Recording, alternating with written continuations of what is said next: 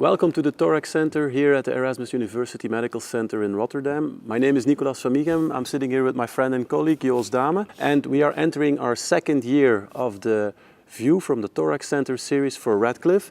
And today we are going to discuss upcoming EuroPCR. And like we always do for the forthcoming cardiology and interventional cardiology meetings, we will highlight some of the trials that seem interesting from our perspective and would or may affect our clinical practice in the short term. This year at PCR, the hotline and late-breaking sessions will feature over 80 trials. So we make a selection of around 15 studies, and we'll kick off with some mitral data. Quite some trials to be presented there, and I would like to highlight first one of the sub-studies coming from the COAPT study. We know from the ACC that there was a sub-analysis from the EchoCore lab where they failed to demonstrate predictors for outcome based on the baseline echocardiogram, and that was a little bit disappointing. Now they're going to look from a different perspective. Sable Carr is going to present the impact of residual MR on outcome. So we know that a significant number of patients will have some kind of residual MR. So how will that affect outcome? That will be discussed in that first sub-analysis on from the MitraClip at PCR. At Tuesday morning, correct? That's at Tuesday morning, and we have to take into account, bear in mind that this is still the first generation MitraClip being used. So there is different technology already implemented in our practice, but we'll discuss that later on. Professor Prendergast will then formulate in the same session a position from the PCR board on the use of MitraClip related to the Mitra FR and COAPT controversy. So that might be of interest. And then I think what is quite interesting from our current practice perspective is that there is a registry going to be presented, the Global Expand study, that will feature the newest designs of the MitraClip. It introduces a new delivery system, the NTR, but more importantly also the new XTR system that introduces these long arms to enhance and improve leaflet grasping and clipping. The interesting part there is that I would like to know if that technology then will result in the need for less clips. So we know from our practice in functional MR in the past that often, in up to 50% of the cases, to be more precise, we would end up using more than one clip. But if we would have longer clip arms, maybe we'll end up having less, we will need less clips, but also the residual MR might be less. And we know from COAPT that the bar is that in principle, 82% of the patients had less than moderate MR. So maybe with the introduction of XTR system, even more patients will have less than moderate MR. So that might become a significant improvement. So interesting stuff. And then a final study from the clip business, so to speak, that is of interest, at least from my perspective, is the TRILUMINATE clinical trial that will be presented by Professor Nicolas from Bonn. And that is that deals with the specifically redesigned clip for the tricuspid valve. And so they're gonna, or he's gonna present the first larger registry data. What I want to see is, okay, does that also imply that they're going to use new imaging technology to image the tricuspid valve? Because from our experience, we know that the tricuspid valve, yes, and you know, patients under general anesthesia with a TOE, it's quite difficult to identify the tricuspid from time to time. So would they then use more ice, or will they use more TTE during the procedures? We'll see. So that in terms of the clips, there is, let's switch gears now and go to the coronary space or the peripheral space or the combination of both. There is quite a fuss related to drug-eluting balloons. Yeah, so as you know, drug-eluting balloons have been within our armamentarium of treatment options for patients with coronary disease since many years. They also are being used in a considerable amount of patients with vascular disease, and specifically as a treatment option for lower limb ischemia. Interestingly, last year there was a meta-analysis showing that actually when you pool the patients of pool studies in which patients were randomized to either drug or paclitaxel coated devices, being either balloons or stents versus bare metal mitral devices, is that, or balloons only, is that there was an excess of mortality of almost 50% in those treated with the paclitaxel eluting devices. In peripheral interventions? In peripheral interventions. And that led to recent panel discussions by the FDA in which these observations were discussed. And I think there's no clear statement on that, at least from a US perspective yet. But interesting maybe to follow what PCR is also at Tuesday. There will be a statement by Alexandra Lansky on the use of these devices in, I guess it will be peripherals. To start off the day, but further on the day there will be more studies focusing on drug-coated balloons specifically for coronary interventions. There will be the basket small 2, but that will be an angiographic analysis. So as you know, the study was published in The Lancet last year, showing very good result of the drug-coated balloon in small vessels.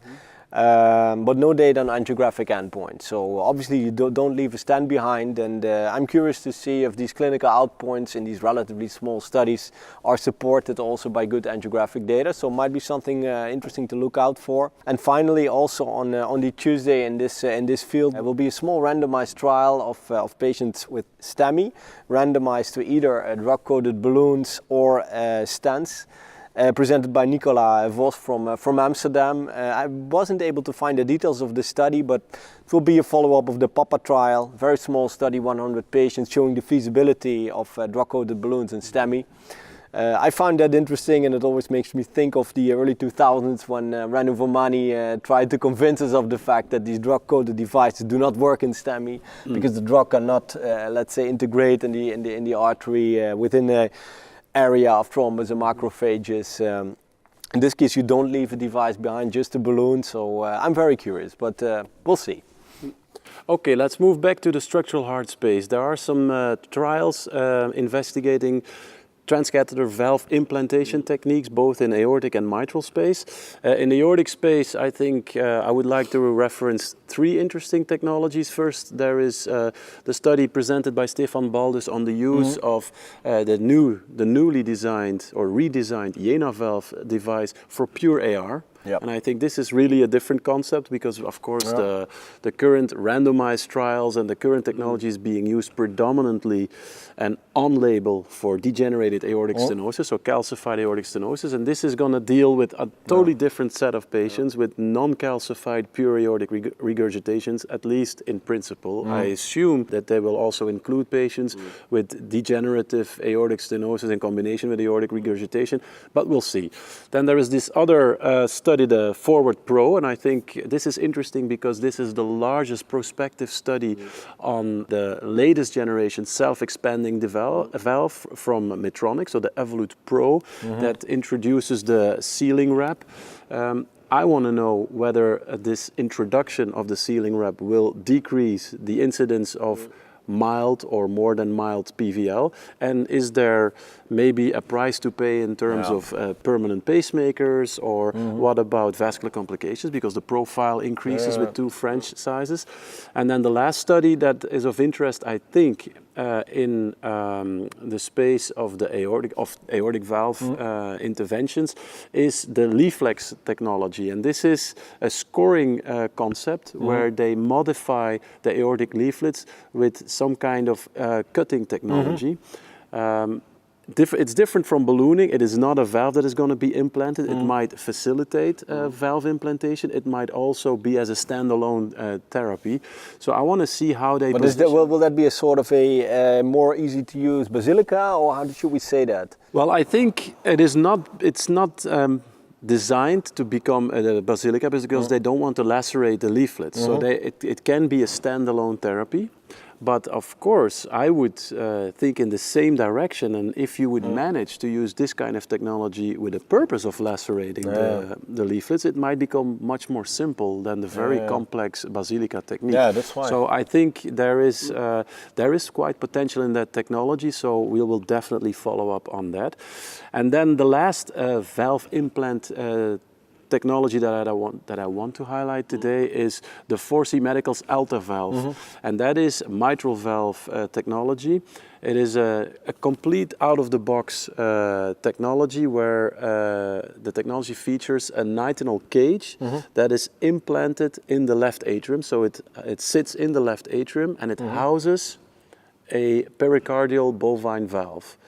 And so you don't implant a valve that is anchoring in the annulus. No, it is a cage that sits on the annulus, and then in the middle there is this bovine pericardial valve.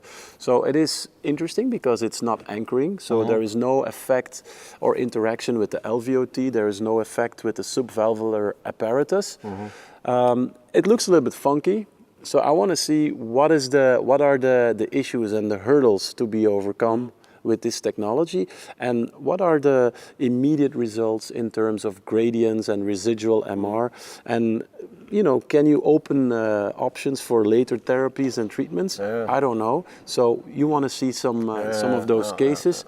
That's going to be presented by Josep Rodas-Cabau, also at PCR this year. Back to PCI and pharma. Yeah, so on Wednesday later on the day there will be a sub-analysis of Global Leaders. So as you know, Global Leaders has been published only last year, and showed that in almost 16,000 patients a prolonged therapy with ticagrelor monotherapy was not, let's say, superior as compared to a standard DAPT regimen in patients referred for contemporary PCI. It was not even non-inferior at 2 years. It did not reach non-inferiority, indeed. Yeah. But interesting, yeah. So I mean, it's always hard to adjudicate these findings. I mean, the numbers are always very close in these large studies. There was a small numerical benefit of 0.5% for the experimental arm, but still no. Let's say clear trends for a benefit of this new potential pharmaco strategy in patients presenting with an indication for PCI. During PCR, Patrick Sorois will present a predefined subgroup analysis on potential groups of patients that might have a particular benefit or might not have a particular benefit of either strategy. It always makes me think about the Pegasus 54 trial, in which also prolonged ticagrelor therapy was studied. The recommendations of Pegasus actually never found a lot of take-up in daily clinical practice, given the fact that the prolonged strategy was associated with a decreased risk of ischemic events, but on the flip side was associated with a significant increase in the overall bleeding.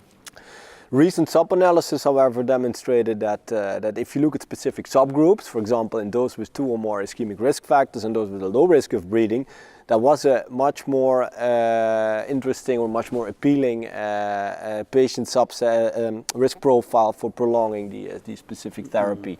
So I guess that also in this study there might be some subgroups in which we can find a specific benefit of a prolonged therapy of ticagrelor. But is this going to be then a single arm analysis? Yeah, they only focus then on the single arm that had prolonged honestly, I don't know. The only thing I can say is in the paper there was a heterogeneity plot in which there was no sign of heterogeneity in any of the predefined groups like diabetics, older age, multivessel disease, ACS, etc. So it might well be, but I honestly don't know. So that's definitely something to look out for at the meeting. Yeah, and I think the future is dismantling DAPT anyway. So I think this is the way to go, and whether it is prolonged full dose or high dose ticagrelor or a more reduced dose, or monotherapies in what kind of format, I think this is the way to go. So it is kind of an interesting sub-analysis. It is. It will be. Yeah. It will be. Oh. There is one, I think, important study to be presented on LAA occlusion that involves the Amulet device. I think we know that Abbott's Amulet technology is already in our clinical practice. It's commercially available, but I think the science to back it up is quite limited. So I think this is a very relevant observational study. I want to know how many patients are included, what kind of sizing algorithms were they using? Are they walking away from echo and moving to CT scan, or is it still old school echo sizing like we're used to with Watchman? But will this be a registry? Or it is a registry. There is a randomized trial ongoing, but this relates to the registry. Okay. And David Hildick-Smith is going to present that. Also on Wednesday, correct? Yes. Then, as always, the last couple of years, we have quite a lot of trials involving bio-resorbable technology. I immediately question then, okay, but what's the point? Are we talking about new technology? Are there any innovations, or are we still continuing on technology that is obsolete? Yeah, I fully agree with you, Nicolas. This is an interesting observation. If when we scroll through the program of PCR with these 80 late-breaking clinical trials, we found a significant set of studies focusing on BRS. As you know, I mean, there has been this European statement on the use of BRS, not outside the use of a clinical trial setting, really actually almost restricting the field and the indication for the device close to zero. Since there are hardly any ongoing research projects with the current generation absorb at least. And nevertheless, 150,000 patients treated with the device, which I think warrants the long-term follow-up of patients treated.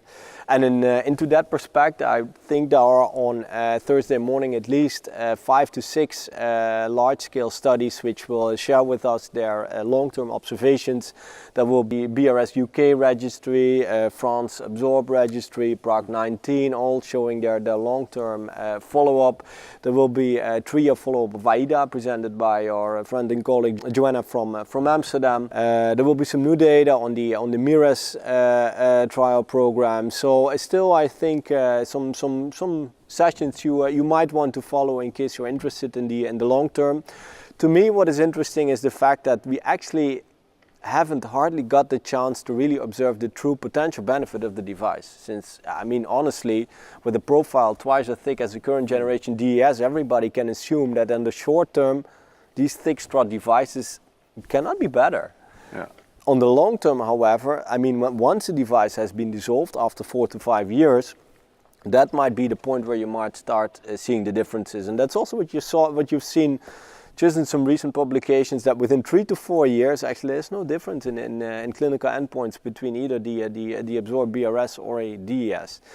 So in this case, 3 to 4 year data to be presented. I'm not sure that will answer the question, but at least something that you might want to look out for. Yeah, well, you know, I question why we keep on working with with obsolete technology, because this has no immediate clinical relevance. We're never going to change our practice again with the current technology, so we need new innovations, and then I could understand that we would stuff late-breaking trial sessions with this kind of technology. To me, this belongs to an abstract kind of session, I think. As mentioned, I fully agree. Yeah, but that's a personal opinion.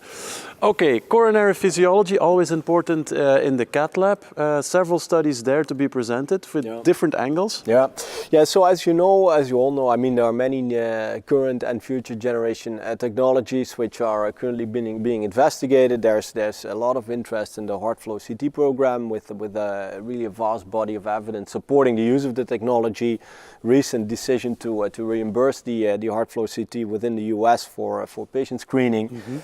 And into that perspective, there will be one study presented on Thursday by Erik van Belle, who will really focus on the mechanisms on how pre-procedural CT, I presume with heart flow, but I'm not sure, will change the way we perform PCI in daily practice. So you can really model the way you do your PCI upfront, perform the strategy according to the predefined treatment algorithm, and then look at how the technology might optimize post-PCI physiology, might decrease the number of interventions you need to do, or bail-out strategies, change long-term outcome, etc. How often are you able to achieve complete revascularization? All these kind of questions have actually not yet been answered. But that's interesting, because they might simulate if you would need spot stenting versus long lesion stenting. That is the whole purpose of the technology. Whether this study will address all these questions, I don't know. But at least it's a hot topic which I think deserves attention. In the same session, also some focus on OCT. As you know, Abbott is spending a lot of efforts in actually getting some physiology data out of the OCT. We know that it is technically possible. You can do the lumen contour detection, get very accurate volumetric assessment with the OCT. You can use the simplified computational fluid dynamics equations, physiology equations by Gold, Kirkcaldy, and all these laws that have been reported in the past. Shenyang 2 from China will show a study, which is actually, I think, the third or the fourth study looking at the potential feasibility of OCT to actually generate physiology data out of the OCT that resembles whatever we can measure with either FFR or non-hyperemic gradients. Not sure what this study will specifically entangle, but I think this is something that could be another step forward in getting this technology into clinical practice. Final study that will present it on Thursday is also interesting, but then we are of course a little bit biased because that will be the final 2-year results of the well-known FFR-search registry presented by our colleague and friend Roberto Diletti. So as you know, we've been performing the FFR-search registry in the Erasmus in the past 3 years, in which we enrolled 1,000 all-comer PCI patients, in which we routinely assessed post-PCI physiology with a small microcatheter, with the intention to look for predictors of post-PCI FFR and, more importantly, to also look for the relationship between post-PCI FFR and outcome. Outcome endpoint was defined at 2 years, and that is exactly what will be presented now at PCR. It's the largest registry on the topic thus far, including really all comers, including ACS patients and STEMIs. We're currently finalizing the analysis, and we're very anxious to see what that will show. I think it's a new avenue for coronary physiology. I think the implementation of coronary physiology after PCI might help improve PCI results, might help fine-tune. And I think this is a novel concept, and it will also be the basis for the ongoing FFR REACT trial that you're leading. That is a randomized study, of course, and we hope to complete that trial by the end of this year. So we hope to feed the audience with coronary physiology after PCI with even more robust data in the years to come. And then lastly, we are also, of course, from interventional cardiology affiliated with the ICU. I think we want to highlight 2 more studies. Yeah, so two small studies. Obviously, again, a bit biased because since it's Erasmus material, but I think one of the first ones that is definitely interesting is a small randomized study on the use of balloon pumping in patients with decompensated heart failure with low output. As you know, there is at present a lack of data on the efficacy of the balloon pump in these type of patients, specifically so those without an ACS at presentation. And what our friend and colleague Corsi was is that he actually randomized 32 patients with decompensated heart failure, no ACS, to either early stage balloon pumping or routine escalation strategy for shock with inotropes. A study with a primary endpoint focusing on mixed venous oxygen saturation, but a lot of secondary endpoints on cardiac output, escalation for inotropes, urine output, fluid balances, etc. And I think having seen the results, this is something you should look out for and might be the basis for another larger study on the topic that might really change the paradigm of the use of balloon pumping in these patients. Be careful, there's still an embargo. We need to publish or present this next week or in 2 weeks' time at PCR. So we will follow Korstian on that. And then the last trial that we briefly want to highlight is what Koen Amulet is going to present. He's presenting a retrospective analysis from 11 centers from the Netherlands, Belgium, Italy, and France, where he was looking into patients who developed a cardiac arrest during a PCI procedure. And I think this is really clinically relevant because this is from time to time what we encounter in the lab. You know, we take on quite challenging cases. Well, which patients then will really end up in trouble, and could we predict that, and could that help us also determine which patient would favor with the use of mechanical circulatory support? So Koen has collected 330 cases. I want to know if we can find some predictors that would help risk stratify these patients a little bit better. So with that, I think we walked through the trials that seem of interest to our practice or to our clinical understanding. And this was the preview from the Thoraxcenter before PCR, and we will do a wrap-up probably on-site in Paris on Friday, and then keep you posted on the results. Thank you very much for your attention. Thank you. Bye-bye. See you soon. Bye-bye.